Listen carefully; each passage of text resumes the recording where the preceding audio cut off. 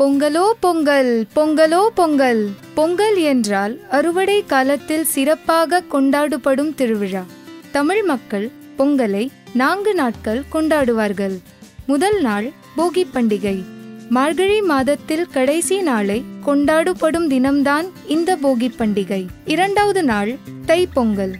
தை மாதத்தில் முதல் நாளாக கொண்டாடுகிற தினம்தான் தை பொங்கல். மூன்றாவது நாள் கனு பொங்கல். நம் சகோதர சகோதரிகள் நல்வாழ்வு பெற வேண்டும் என்று நினைத்து கொண்டாடும் நாள் கனு பொங்கல். நான்காவது நாள் மாட்டுப்பொங்கல். மாட்டுப்பொங்கல் என்றால் மாட்டுகளையும் காளைகளையும் அலங்கரித்து தெய்வமாக வணங்கும் நாள். பொங்கல் நம் தமிழ்நாட்டில் சீரம் சிறப்பாக கொண்டாடும் திருவிழா.